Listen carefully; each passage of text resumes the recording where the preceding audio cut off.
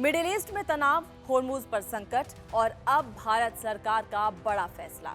मोदी सरकार ने देश से चीनी के निर्यात पर रोक लगा दी है, यानी अब भारत दुनिया को चीनी नहीं भेजेगा।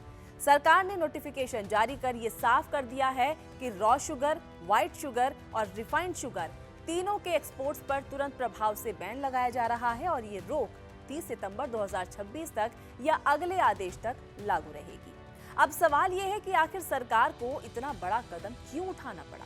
दरअसल इसके पीछे सिर्फ चीनी की कीमतें नहीं, बल्कि बड़ा आर्थिक और रणनीतिक संकट भी जुड़ा हुआ है।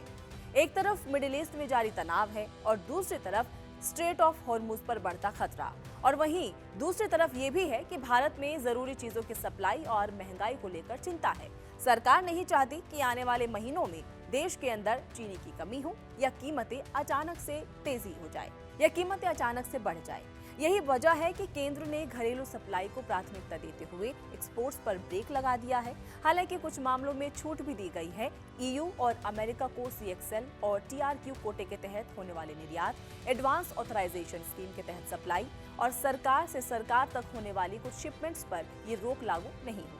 जो खेप पहले से निर्यात प्रक्रिया में है उन्हें भी राहत दी गई है, लेकिन संदेश बिल्कुल साफ है कि पहले देश की जरूरत है और फिर दुनिया का बाजार है। अब जरा भारत की स्थिति समझिए।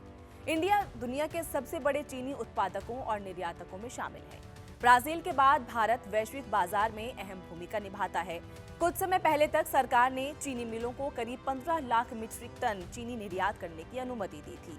वजह थी उम्मीद से ज्यादा उत्पादन, लेकिन अब तस्वीर बदल गई है। रिपोर्ट्स के मुताबिक प्रमुख गन्ना उत्पादक इलाकों में इस बार पैदावार कमजोर रहने की आशंका है और लगातार दूसरे साल उत्पादन खपत से कम रहने का अनुमान लगाया जा रहा है।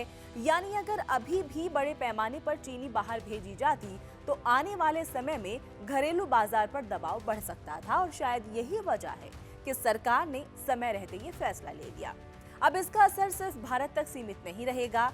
भारत के इस फैसले से वैश्विक बाजार में चीनी की कीमतें बढ़ सकती हैं, क्योंकि भारत एशिया और अफ्रीका के कई देशों के लिए बड़ा सप्लायर रहा है।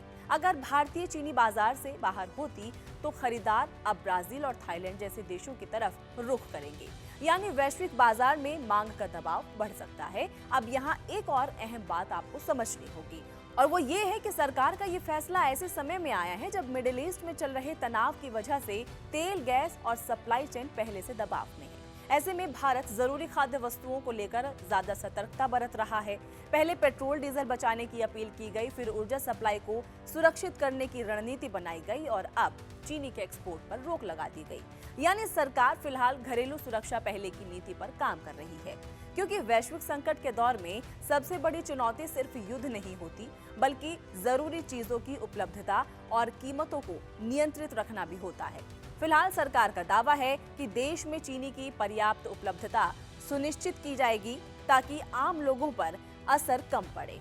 लेकिन इतना तय है कि भारत के इस फैसले का असर अब सिर्फ घरेलू बाजार में ही नहीं, बल्कि पूरी दुनिया की चीनी कीमतों पर दिखाई दे सकता है।